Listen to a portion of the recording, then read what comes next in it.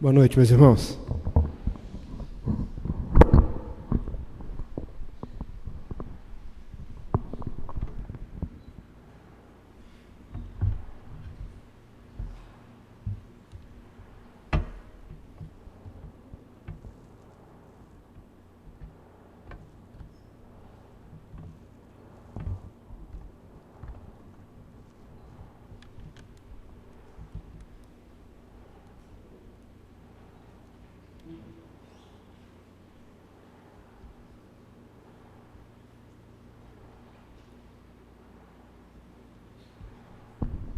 Graças a Deus, né? Estava com medo de não dar certo. Vamos orar? Agradecer a Deus a oportunidade. E mais uma vez, enquanto eu oro, eu quero que você interceda por mim e interceda por você também, né? Para que Deus fale ao seu coração, para que a palavra de Deus, de fato, tenha efeito na sua vida. Pai Santo, Pai Eterno, te agradecemos pela rica oportunidade de te cultuar, pela oportunidade de te adorar, pela oportunidade de, junto com os nossos irmãos, prestarmos louvores a Ti por meio de Cristo Jesus. E ainda por meio de Cristo Jesus, e ainda dentro do culto, em culto, nós queremos suplicar, clamar ao Senhor, para que, de fato, ouçamos a Tua voz. Fala aos nossos corações, nós precisamos dela. Precisamos ouvir a respeito da Tua vontade, que é perfeita, que é agradável, que é boa. Precisamos ouvir a respeito da Tua vontade, que nos direciona no caminho que nos leva a Ti. Nós oramos assim no nome precioso de Jesus Cristo, nosso Senhor. Amém. Meus irmãos, Cristo fez novas nossas vidas. A Bíblia nos ensina que Cristo é aquele que faz, Apocalipse capítulo 21, versículo 5, nos ensina que Cristo é aquele que renova, que faz novas todas as coisas. Cristo tem a prerrogativa de reconciliar consigo o mundo, de reconciliar consigo o cosmos, o universo, todas as coisas. E um prenúncio disso, que um dia acontecerá em plenitude, é o fato de que Cristo hoje, no exato momento em que nós nos convertemos, fez novas também as nossas vidas. Cristo transformou nossas vidas. Cristo nos fez novas criaturas. Em Cristo somos novas criaturas. Então, o tema da mensagem de hoje é Cristo fez nossas vidas. Eu quero te convidar a abrir a sua Bíblia comigo em 2 Coríntios capítulo 5.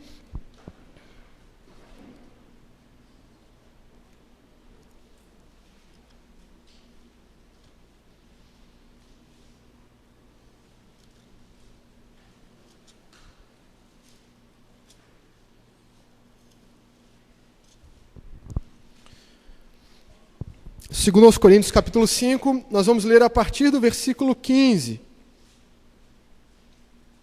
Nós vamos fazer o seguinte, eu vou projetar o texto também, mas eu coloquei todo o texto num slide só. Se você não conseguir enxergar, você acompanhe na sua própria Bíblia.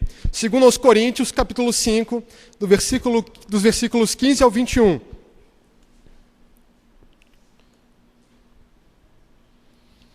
Diz assim a palavra de Deus: E Ele morreu por todos, para que os que vivem não vivam mais para si mesmos, mas para aquele que por eles morreu e ressuscitou. Assim que nós, daqui por diante, a ninguém conhecemos segundo a carne, e se antes conhecemos Cristo segundo a carne, já agora não conhecemos deste modo. E assim, se alguém está em Cristo, é nova criatura. As coisas antigas já passaram, eis que se fizeram novas. Ora, tudo provém de Deus, que nos reconciliou consigo mesmo por meio de Cristo e nos deu o ministério da reconciliação.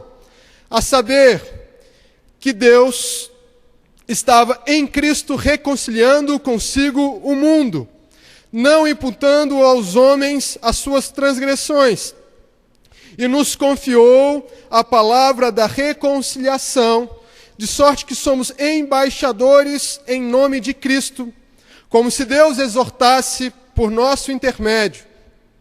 Em nome de Cristo, pois, rogamos que vos reconcilieis com Deus. Aquele que não conheceu o pecado, ele o fez pecado por nós, para que nele fôssemos feitos justiça de Deus. 2 Coríntios, capítulo 5, do 15 ao 21. Meus irmãos, o texto é um texto conhecido, é um texto normalmente usado. Ele é normalmente usado porque ele retrata a experiência do cristão enquanto uma nova pessoa. O texto aponta para a realidade de que Cristo nos deu uma nova vida. O texto aponta para a realidade de que Cristo fez novas as nossas vidas. Cristo nos transformou realmente. E esse texto ele é emblemático quando nós queremos trazer à tona a ideia de que Cristo sim transformou as nossas vidas. Já transformou as nossas vidas. Portanto, entenda que quando o apóstolo Paulo diz que nós recebemos uma nova vida, ele não está dizendo que nós recebemos uma nova aparência. Paulo não está dizendo que as nossas vidas foram apenas reformadas. Paulo não está dizendo que nós recebemos uma nova maquiagem ou apenas um novo estilo de vida.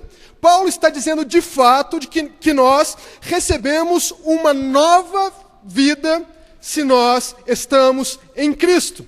Eu coloquei uma foto ali, uma foto de um pavão suspeito, não é verdade? Uma espécie de pavão fake, uma espécie de galinha que acha que é pavão. Não é isso? Algumas pessoas entendem a vida nova nesse aspecto. Eles acham que eles receberam algo menos que uma nova vida, algo que se parece com uma nova vida. Algumas pessoas confundem a vida cristã com o estilo de vida gospel. Algumas pessoas confundem a vida cristã com uma espécie de reforma na vida, mas é muito mais que isso. É algo feito na nossa essência, é algo feito no nosso interior. Tem a ver com milagre. Deus transformou-nos por meio de Jesus Cristo. Deus nos deu realmente uma vida nova.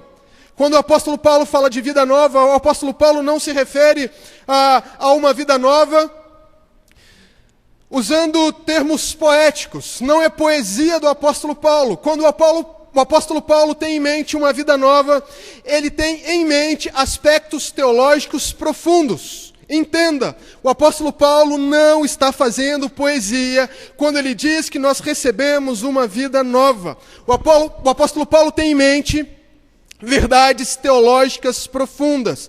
Ele está dizendo realmente que em Cristo recebemos de fato uma outra vida, uma vida nova. Eu coloquei essa foto aqui porque eu entendo que ela é uma imagem que representa bem o que eu quero dizer. Na palavra de Deus existe uma doutrina que é a doutrina da união com Cristo. Aqueles que estão em Cristo, aqueles que se renderam ao Evangelho, se submeteram a Jesus Cristo, confiaram em Jesus Cristo, submetem-se ao senhorio de Jesus Cristo, estas pessoas foram unidas a Cristo. A palavra de Deus coloca a questão desta forma. Nós fomos unidos a Cristo. E existem três figuras na palavra de Deus que apontam, ou três principais figuras na palavra de Deus que apontam para essa doutrina. A primeira é de João capítulo 15. A questão da videira e dos ramos. Jesus é a videira e nós fomos enxertados nele. Nós fomos unidos nele, nós recebemos dele seiva, recebemos dele força, poder para vivermos para ele, para darmos frutos. Essa é uma ilustração que aponta para a realidade da nossa união com Cristo. por causa disso recebemos uma vida nova. Uma outra ilustração bíblica, agora do apóstolo Paulo, que aponta para a nossa união com Cristo, é a figura do casamento.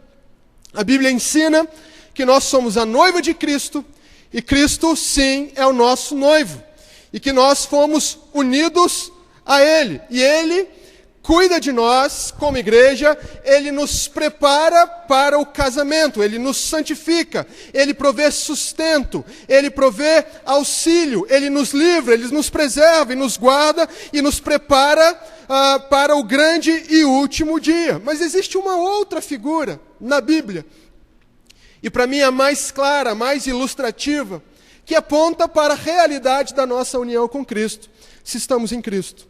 E é a ideia de Romanos capítulo 6, a ideia de que nós, que estamos em Cristo, fomos unidos a Ele em sua morte e ressurreição. Eu não sei se você consegue perceber na imagem colocada ali,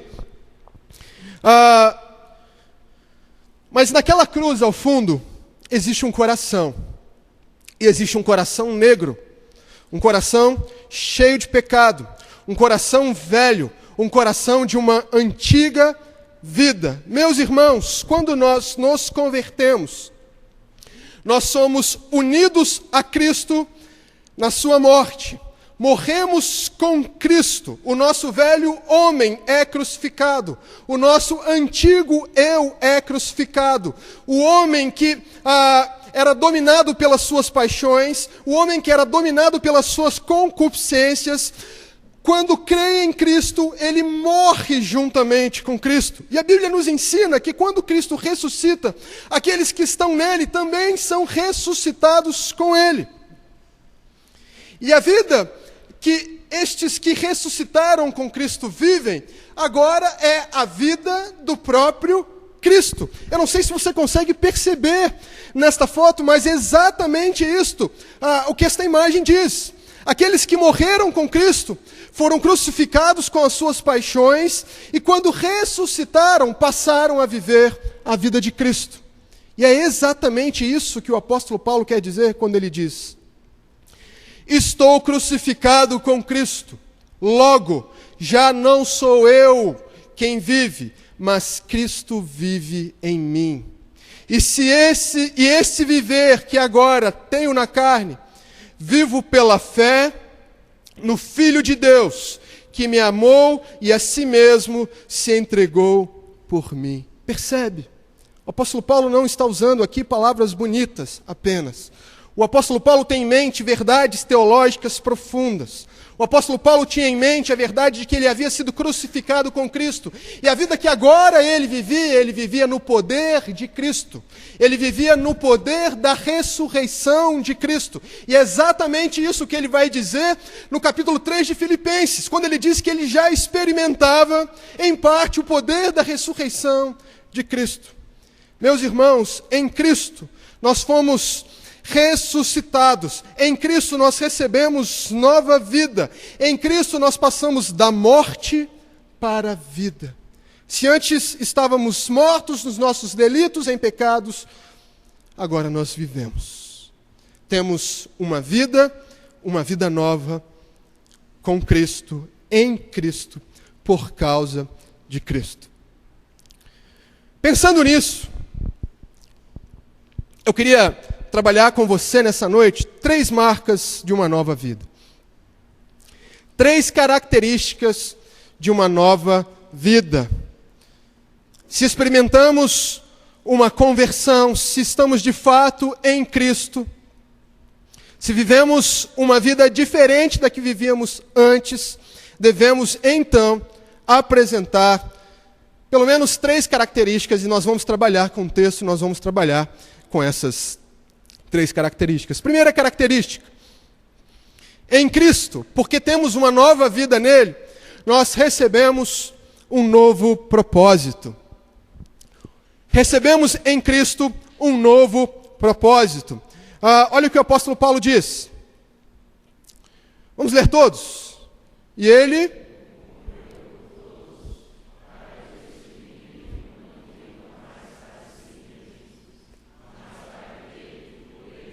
morreu e ressuscitou. Meus irmãos, o texto é muito claro, mais claro e impossível. Quando não estávamos em Cristo, quando ainda estávamos mortos dos nossos delitos e pecados, vivíamos para nós mesmos. A referência central do nosso mundo era o nosso umbigo.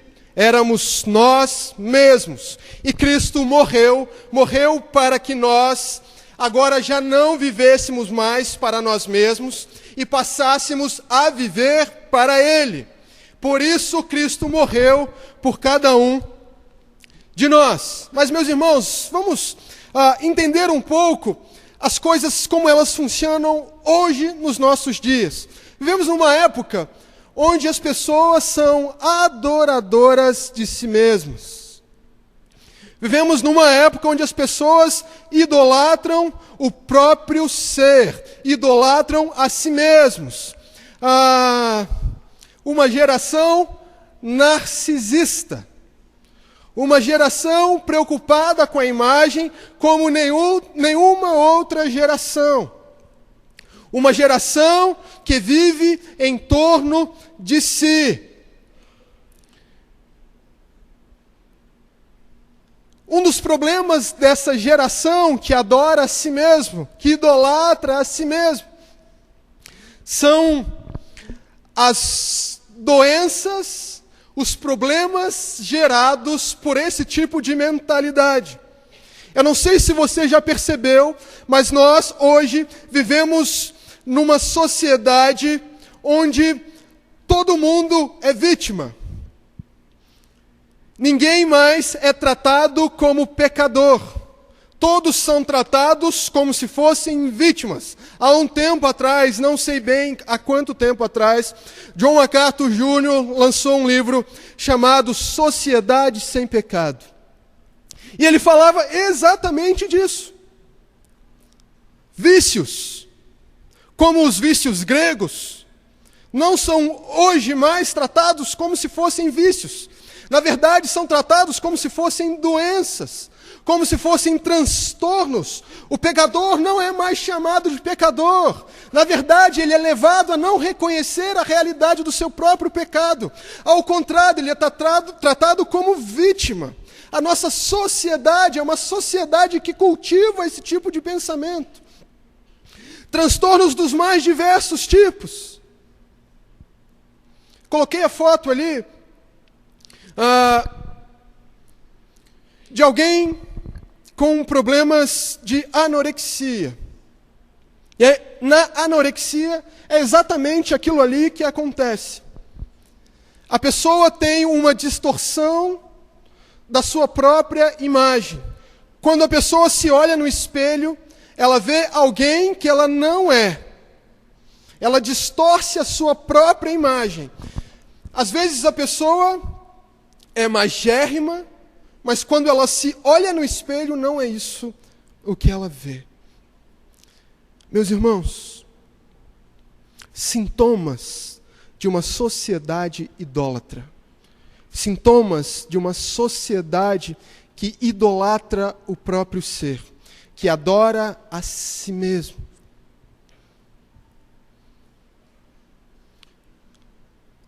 Homens a qualquer custo em busca da felicidade. Homens a qualquer custo em busca de uma vida de prazer. Na verdade, o prazer passa a se tornar a medida da vida de alguém. Sintomas de uma sociedade idólatra. Quer ver uma outra coisa? O outro sintoma de uma sociedade que idolatra a si mesmo? Quando eles começam a fazer Deus a sua própria imagem. Não sei se você consegue enxergar tudo o que está escrito ali. Sou gay, sou cristão e Jesus me representa. A sociedade dos nossos dias, porque adora a si mesmo, porque idolatra a si mesmo, faz de Deus um Deus à sua própria imagem. à sua própria semelhança. Uma sociedade que adora a si mesmo.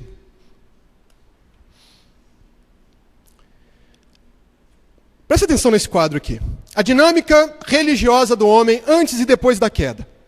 Preste atenção, antes da queda, o homem, antes do pecado, o homem, em tudo o que ele fazia, no seu mandato cultural, social, no seu mandato religioso, em tudo o que ele fazia, ele cultuava e glorificava a Deus. E por causa disso, ele confiava plenamente na sua palavra, no seu mandamento, nas suas ordens, nas suas diretrizes.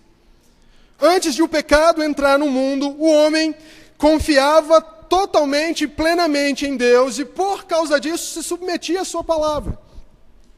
E então, porque ele se submetia à sua palavra, se submetia aos mandamentos de Deus, à palavra de Deus, ele tinha um relacionamento saudável com as coisas criadas, com a criação. Ele usava da criação para glorificar a Deus. Todas as coisas criadas antes da queda serviam para que o homem glorificasse a Deus. Pelo menos ele entendia isso. É o que nós chamamos de pensamento teorreferente. O centro de entendimento do homem era a perspectiva da realidade de que Deus é glorioso e de que ele deve ser glorificado. Depois da queda, as coisas mudaram. Depois da queda, o homem perdeu essa referência e a sua referência passou a ser o seu próprio eu. E qual foi a consequência disso? Ele passou a fazer das coisas criadas ídolos. Se antes da queda o homem usava da criação, usava do mandato cultural, do mandato social e do mandato religioso para glorificar a Deus, para adorar a Deus, agora ele usa da criação para satisfazer a si mesmo. O homem agora, morto nos seus pecados, caído, tem a facilidade, a inclinação para produzir ídolos. E os ídolos são aqueles que nos sustentam enquanto nos satisfazem. Você consegue perceber a diferença do que aconteceu na queda? Você consegue perceber como o homem passou a pensar depois da queda? Mas e nós, hoje, em Cristo? Nascemos sim nos nossos delitos e pecados. Estávamos mortos em Adão. Estávamos mortos. Romanos capítulo 5 fala disso com clareza. Versículo 12. Mas e em Cristo? As coisas continuaram do mesmo jeito? Meus irmãos, a Bíblia nos ensina que nós, eu e você, fomos resgatados de uma vida fútil. Em Cristo não mais podemos viver para nós mesmos. Abra sua Bíblia comigo em 1 de Pedro, capítulo 1, versículo 18.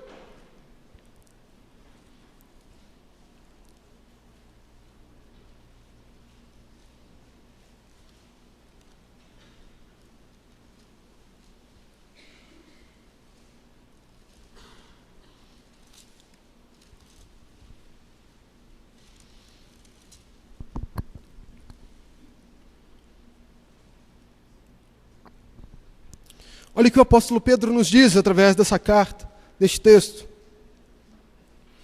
Sabendo que não foi mediante coisas corruptíveis como prata ou ouro que fostes resgatados do vosso fútil procedimento que vossos pais vos legaram.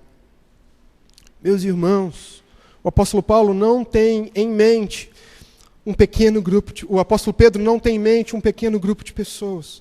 O apóstolo Paulo está falando do comportamento herdado pelos pais.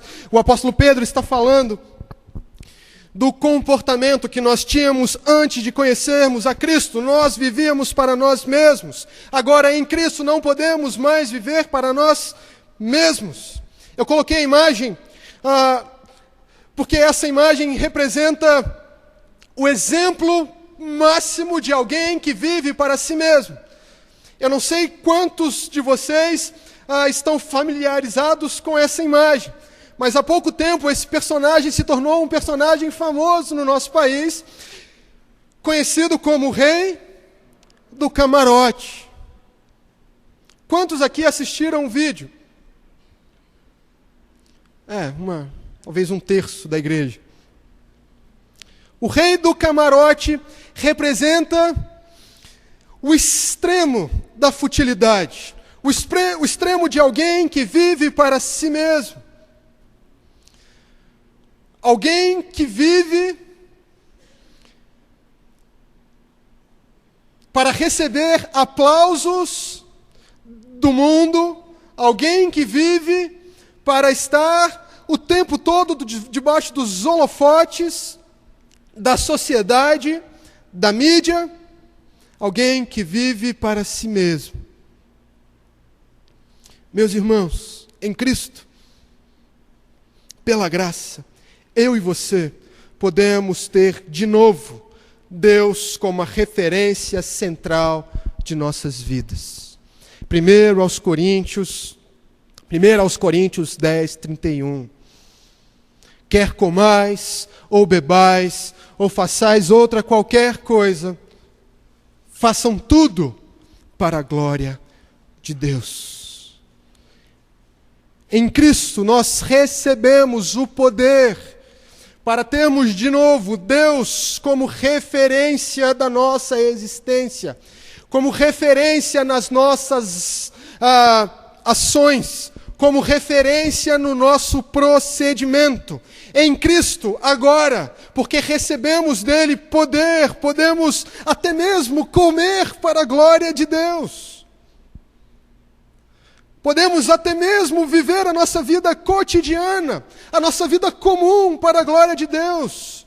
Podemos até mesmo fazer da nossa vida uma vida de culto, da nossa vida comum, da nossa vida familiar, da nossa vida na sociedade, da nossa vida no nosso trabalho. Em Cristo, nós fomos arrancados de uma vida fútil. Meus irmãos, o apóstolo Paulo nos ensina, em 2 Coríntios, capítulo 3,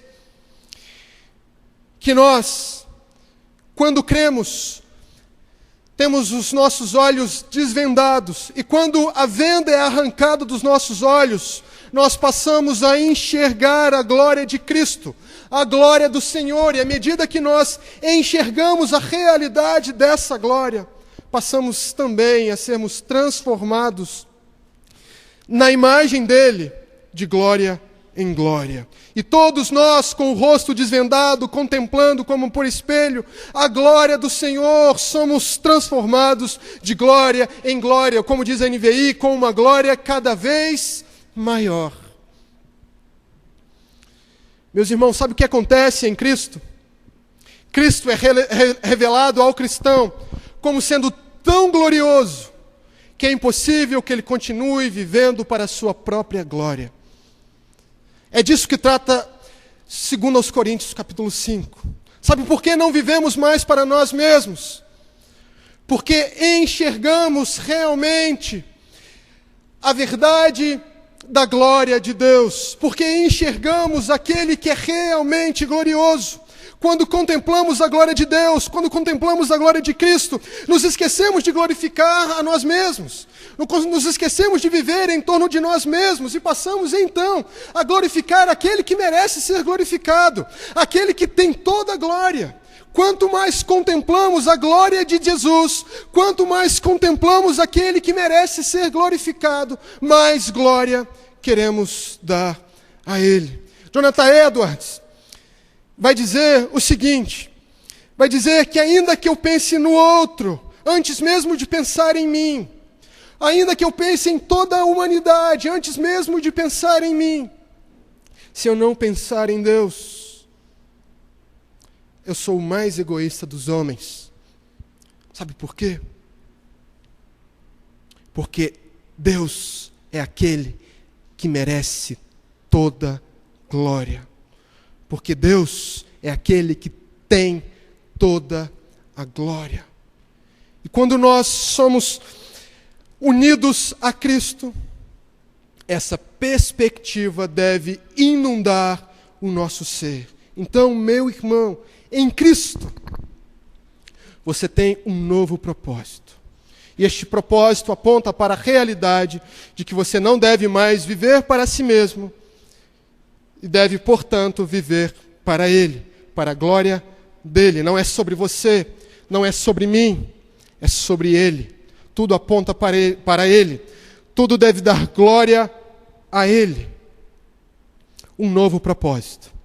Em segundo lugar, nós que estamos em Cristo, recebemos, junto com essa vida nova, um novo padrão. E desde já, eu quero dizer para você que esse padrão é o padrão do céu. Não é o padrão do mundo. Em Cristo, recebemos, junto com uma vida nova, um novo padrão. Olha o que o apóstolo Paulo diz no texto que nós lemos. Vamos ler todos. E se antes...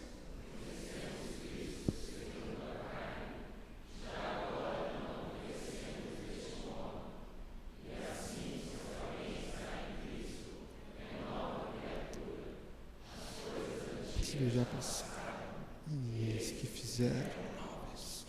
Meus irmãos, as coisas antigas já passaram, e eis que se fizeram novas. Em Cristo, o nosso passado é deletado.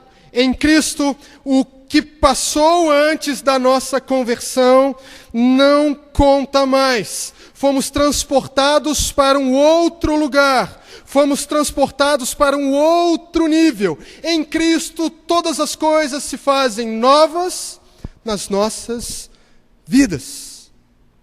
Mas aí, quando nós olhamos para o que acontece hoje, nós percebemos que o mundo dita moda e a igreja absorve.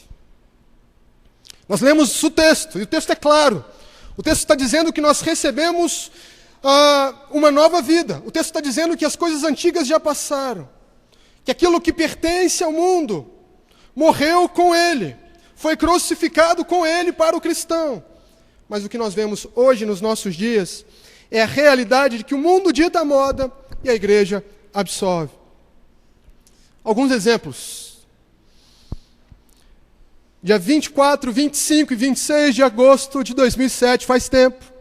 Primeiro acampamento Balada Gospel. Não sei se você consegue ler a última frase lá embaixo, mas diz assim: o barato vai ser doido, mano. Acho que isso aqui é coisa de corintiano. O barato vai ser doido, mano. Acampamento Balada Gospel. A igreja copiando o mundo.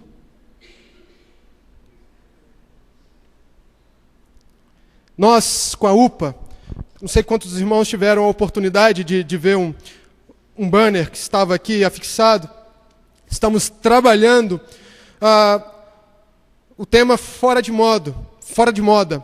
E a principal mensagem desse tema é a mensagem de que a igreja é de fato a igreja que é luz do mundo e sal da terra, quando ela é diferente do mundo. E não quando ela copia o mundo. Quando apresentamos Deus de fato para as pessoas que não estão acostumadas a enxergá-lo no mundo. Mas a igreja tem copiado o mundo no intuito de atrair pessoas. Raves gospel, baladas gospel, acampamentos, baladas gospel.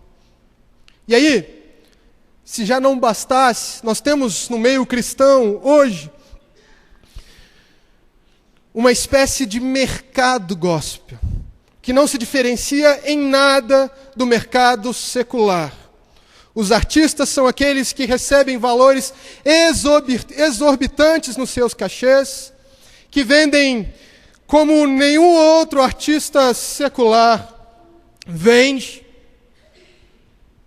Se você for a um desses eventos, a um desses shows gospel, você vai presenciar lugares VIPs, você vai presenciar pessoas no final desses eventos com seus CDs, fazendo fila para entrarem nos camarins dos artistas.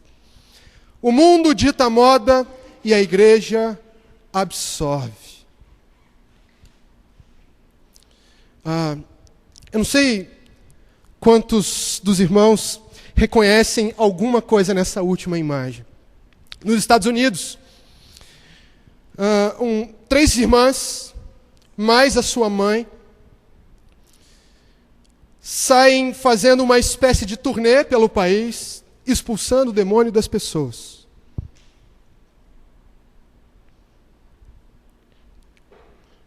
Uma espécie de crepúsculo gospel, não sei, talvez. E elas são idolatradas como se elas fossem estrelas do rock, como se elas fossem uma espécie de pop stars teens. Elas saem pelos Estados Unidos expulsando o demônio das pessoas. Uma espécie de caça-fantasma gospel. Para aqueles que assistiram o filme, para aqueles que têm a minha idade ou mais. Sabe o que é pior? Essas meninas, elas estavam há pouco tempo atrás de uma emissora que quisesse fazer um reality show com a vida delas. A igreja dita moda, o mundo dita moda e a igreja absorve. Quer ver mais? Existem também dentro da igreja aquelas pessoas que têm um relacionamento duvidoso com o mundo, status indefinido, pessoas em cima do muro, cristãos com a cultura do mundo. Será que isso pode realmente acontecer? Você olha para a pessoa e ela se diz cristã, mas a sua ética, o seu comportamento, a sua base de entretenimento, o seu modelo não é o modelo de Cristo, é o modelo do mundo. O seu vocabulário, as suas atitudes, as suas rotinas são a rotina de quem está no mundo. Pessoas que não se definem, pessoas que não se decidem, pessoas que estão na igreja, mas não sabem de que lado do muro vão cair. Pessoas que até estão na igreja, mas olham com saudades para o mundo. O sujeito está na igreja, mas quando ele olha para o mundo, quando ele enxerga uma oportunidade de voltar, o olho dele brilha. Ele sente saudades do mundo. Não sabe o que é dizer? Como o apóstolo Paulo disse: olha, eu já estou crucificado para o mundo, e o mundo para mim.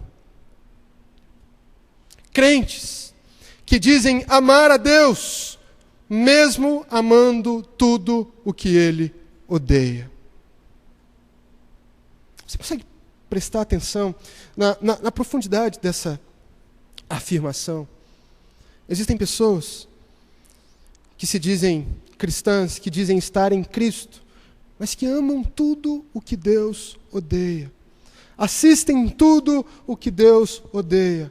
Ouvem tudo o que Deus odeia. Falam de tudo o que Deus odeia. Se relacionam de uma forma que desagrada a Deus. No entanto, Deus,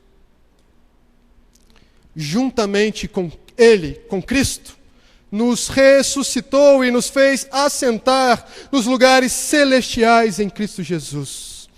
Sabe o que este verso tão bonito quer dizer, meu irmão?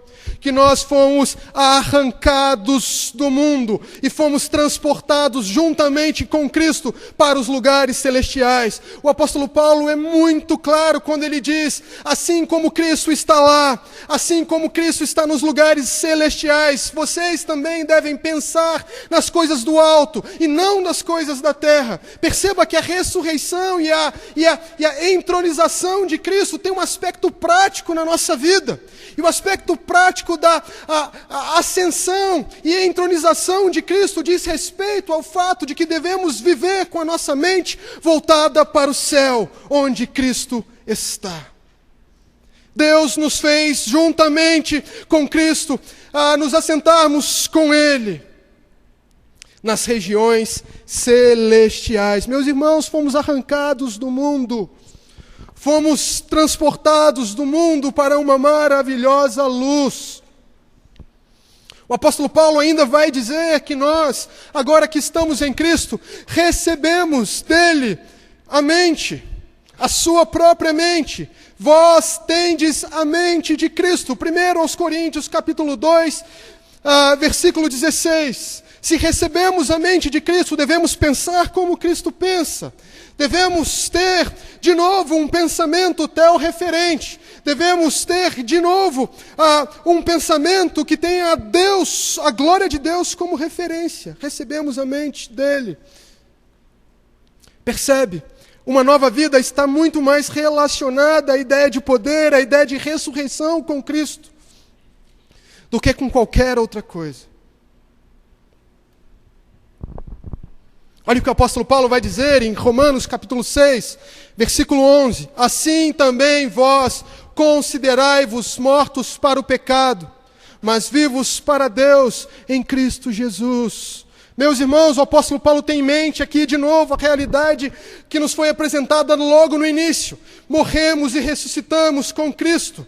Se morremos e ressuscitamos com Cristo, devemos nos considerar mortos para o pecado, mas também devemos nos considerar vivos para Deus em Cristo Jesus. O apóstolo Paulo, no início mesmo desse capítulo, vai dizer: vocês que morreram para o pecado, como podem continuar nele?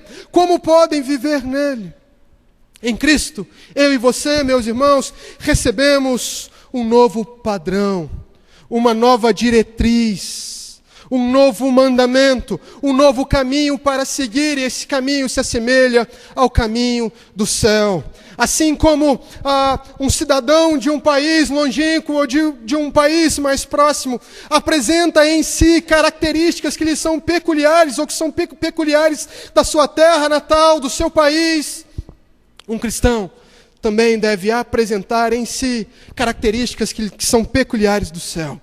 Deve também apresentar em si a forma de viver do céu, a forma de viver de quem ressuscitou com Cristo. Em Cristo, porque recebemos uma vida nova, recebemos também um novo padrão. Meus irmãos, em Cristo, nós podemos dizer: leve o mundo de mim, mas dê-me Cristo. Dê-me o Senhor. Dê-me aquele que de fato pode me satisfazer.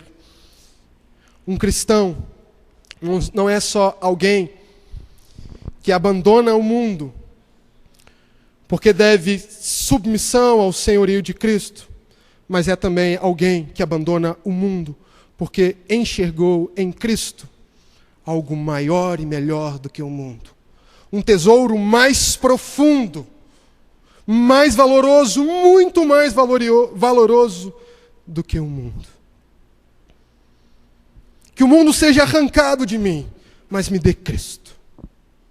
Me dê a Cristo. Em Cristo recebemos um novo padrão, o padrão do céu, um padrão totalmente diferente do padrão do mundo. E em terceiro e último lugar, caminhando aqui para o final, em Cristo, porque recebemos uma nova vida, recebemos também um novo discurso. E qual é o tom desse discurso? Vamos ler todos? Ora,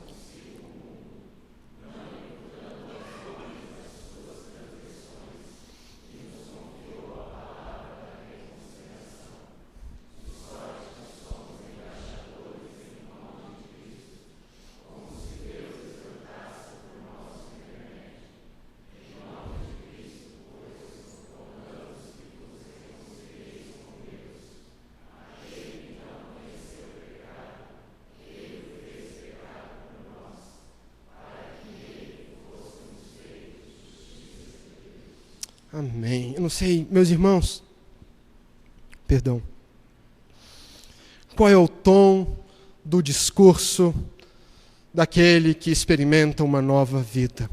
Reconciliação. Eu e você, em Cristo, recebemos a incumbência de dizer a respeito da reconciliação que Cristo promove.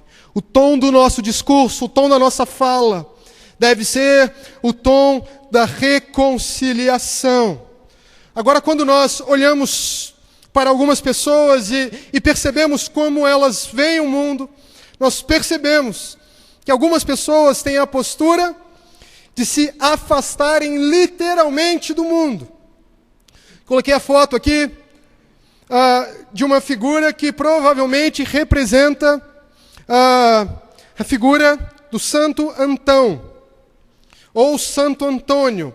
Não o Santo Antônio famoso, o santo casamenteiro, talvez, mas uma figura dos primeiros séculos da igreja, que quando se viu revoltada com um estilo de vida baseado nas riquezas, na pompa do cristianismo, tomou a decisão de se isolar do mundo e se refugiou numa caverna. Algumas pessoas, no intuito de fugirem do mundo, literalmente fogem dele. Literalmente se afastam de tudo. Literalmente se afastam do convívio comum. Literalmente se afastam da sociedade. Aqueles que não são diferentes, mas são esquisitos. Aquilo que nós costumeiramente chamamos de crentes ETs.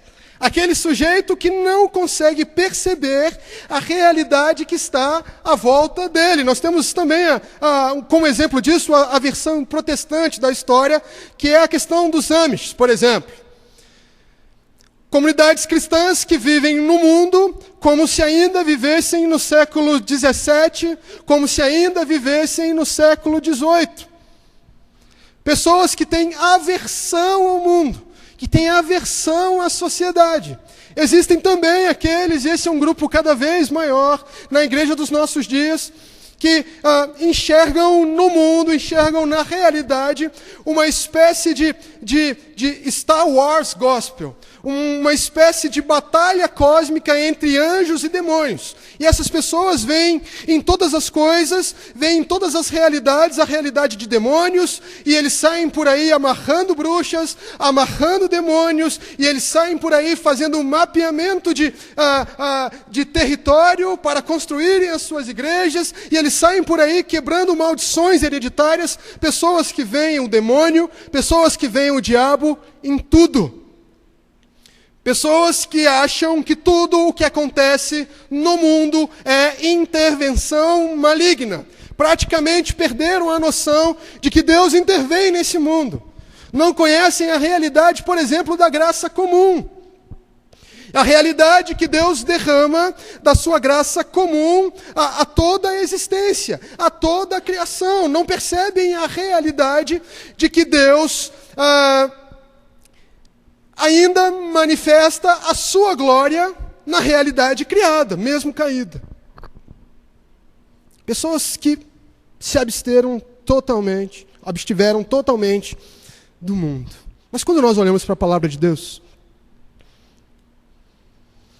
nós vemos um texto muito interessante. Olha o que o apóstolo Paulo vai dizer em Colossenses 1:20.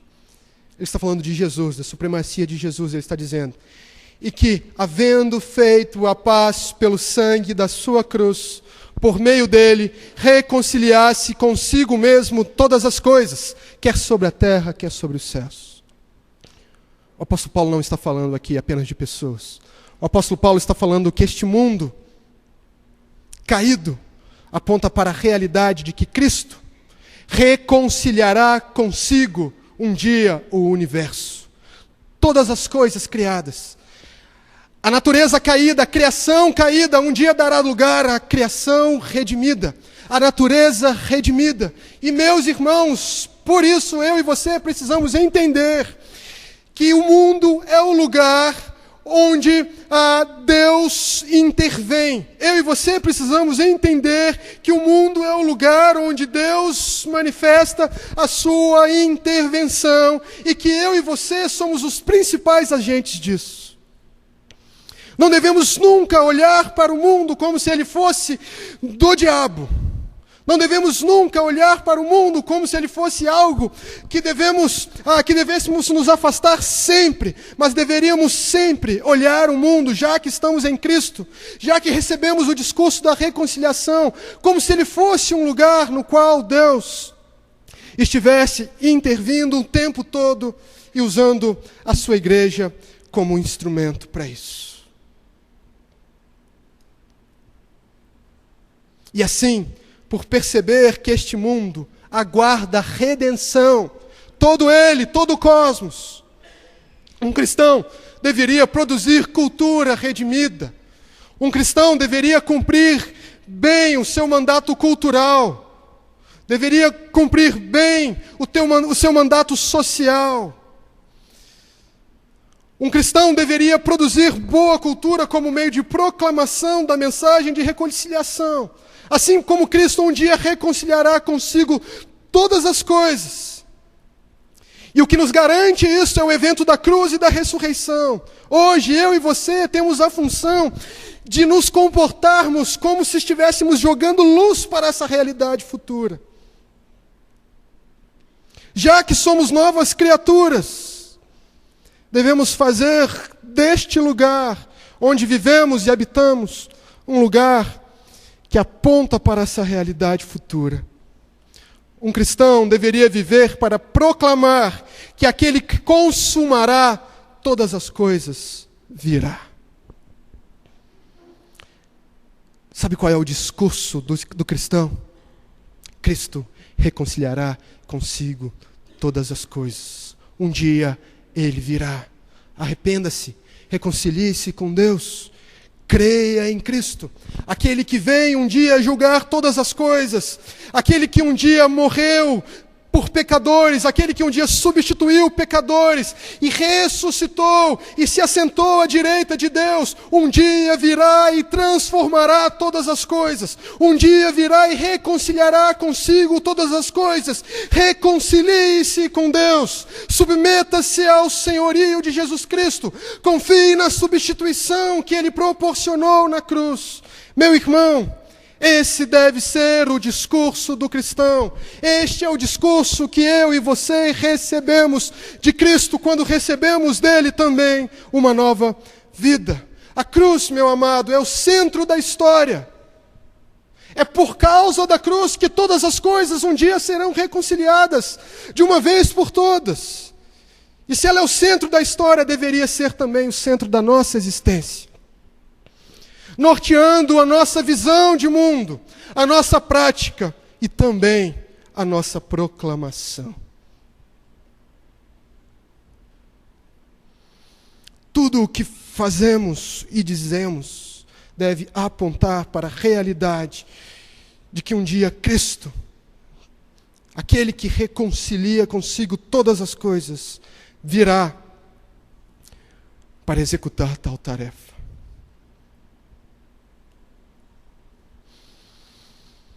Meus irmãos, em Cristo, recebemos um novo propósito, um novo padrão e também um novo discurso.